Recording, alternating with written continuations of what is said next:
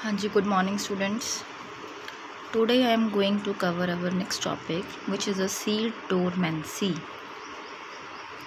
आपकी जो बुक है उसमें सिर्फ डोरमेंसी लिखा है, ठीक है। तो हम क्या करेंगे, सीड डोरमेंसी के बारे में पढ़ेंगे।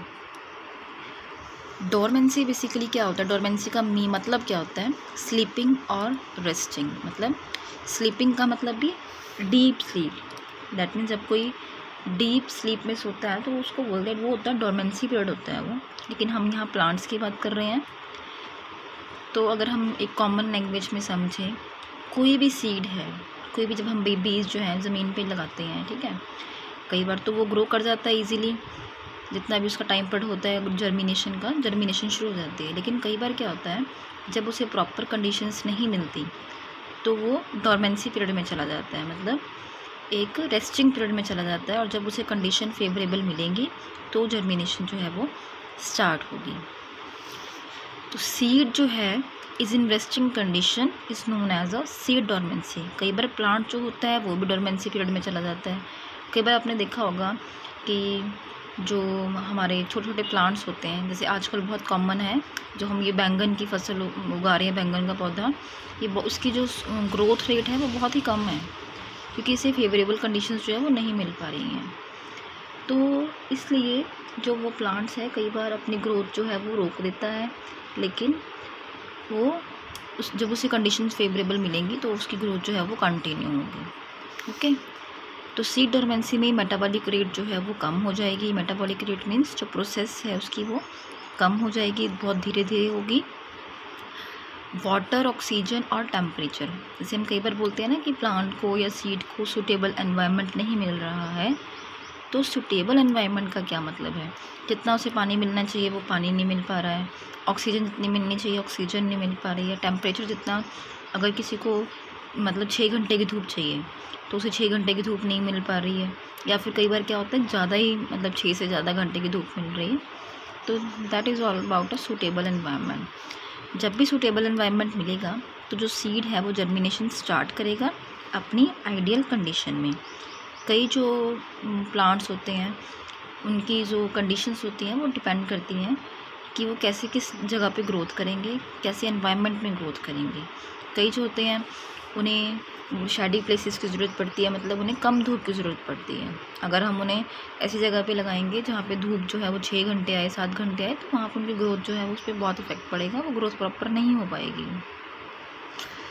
उसके अलावा एक जो मेन चीज़ है वो है कि not only the environmental conditions responsible for dormancy, कि सिर्फ एनवायरमेंटल कंडीशंस ही नहीं हैं जो कि डोरमेंसी पे डिपेंड करती हैं, जो डोरमेंसी जिस पे डिपेंड करती है, उसके अलावा कुछ हार्मोन्स और केमिकल्स वो भी रिस्पॉन्सिबल होते हैं डोरमेंसी के लिए। हार्मोन्स क्या हैं, केमिकल्स हैं, जैसे हमारी बॉडी में भी हार्मोन्स होते हैं, जिससे पूरी बॉडी जो है वो कंट्रोल में रहती है। डिफरेंट हार्मोन हैं, सभी को पता ही है। इसी तरह से प्लांट्स में भी हार्मोन्स होते हैं, कुछ ग्रोथ हार्मोन्स हैं जो ग्रोथ में हेल्प करते हैं, कुछ इनहिबिटर्स हैं जो रोकते हैं, ऐसे बहुत से हार्मोन्स होते हैं, ठीक है। जब ये हार्मोन्स प्रॉपर नहीं होंगे प्लांट के अंदर तो उसको वो कहाँ चला जाएगा, डोरमेंसी पीरियड में चला जाएगा, ठीक है। जो मेन सबसे हार्मोन होता है प्लांट्स में वो होता है ABA। ABA की फुल फॉर्म क्या है, एब्सिसिक एसिड। पढ़ा है हमने लास्ट ईयर +1 में प्लांट हार्मोन्स के बारे में, जिबरलिन के बारे में पढ़ा है, एब्सिसिक एसिड के बारे में पढ़ा है। जब तो सीड जो है डोरमेंसी कंडीशन में होगा उस टाइम में क्या होगा, जो ABA है, एब्सिसिक एसिड है, वो क्या होगा, बहुत हाई चला जाएगा, उसकी जो रेट है वो बहुत हाई हो जाएगा। पर अगर वो डोरमेंसी पीरियड में नहीं है तो ABA जो है वो क्या होगा, लो हो जाएगा, और क्या होगा, ब्रेकडाउन हो जाएगा डोरमेंसी का by the help of gibberellin. Gibberellin क्या है, ये भी एक प्लांट ग्रोथ हार्मोन है, ठीक है, जिबरलिन और एब्सिसिक एसिड। उसके बाद हम डिस्कस करेंगे कि हमें नीड्स क्या हैं। नीड्स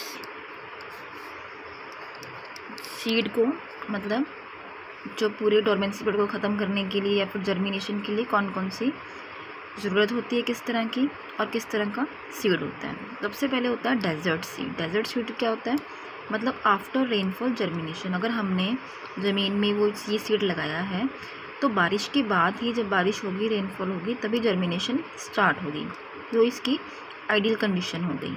एक होता है natural fire seed. Natural fire seed क्या होते हैं, जब हीट जो होगी लो होगी, कई बार क्या होता है कि धूप इतनी तेज़ पड़ती है कि मतलब बहुत ही ज़्यादा तेज़ गर्मी पड़ती है, तो उस टाइम पे क्या होता है, ये जो है सीड जो है वो ग्रो नहीं कर पाता, इसके लिए एक टेम्परेचर की ज़रूरत पड़ती है। एक होता है विंटर हार्श। इन्हें चाहिए होती है डॉर्मेंट कंडीशंस अपनी जर्मिनेशन के लिए। एक होती है लेटिस वैरायटी। लेटिस वैरायटी को light needed for the germination. Germination के लिए रोशनी की ज़रूरत पड़ती है।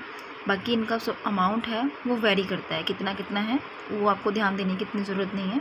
आपको बस ये, अगर बेटा इस चैप्टर में से, इस टॉपिक में से अगर कोई क्वेश्चन आता है डॉर्मेंसी की, आप तो डेफिनेशन पूछ सकते हैं। ऐसे पूरा टॉपिक जो है, क्योंकि आपकी बुक में बहुत छोटा सा दिया है, ये मेरे ख्याल से 2 या 3 लाइन्स में से टॉपिक दिया हुआ है, पर ये आपने, और वहाँ से थोड़ा डिफ़िकल्ट भी है इनकी लैंग्वेज, तो आपने इस तरह से समझना है कि डॉर्मेंसी है क्या, इसकी क्या ज़रूरत है। कंसेप्ट आपको क्लियर होना चाहिए कि एक रेस्टिंग पीरियड है, जो जब सीड को सूटेबल कंडीशंस नहीं मिलती तो वो कहाँ चला जाता है, रेस्ट में और डीप स्लीपिंग में चला जाता है, उसी को हम बोलते हैं seed dormancy. That is all about today. कल जो है हमारा नेक्स्ट टॉपिक, और हम कह सकते हैं हमारा लास्ट टॉपिक जो है वो है एपोमिक्सिस, वो हम डिस्कस करेंगे।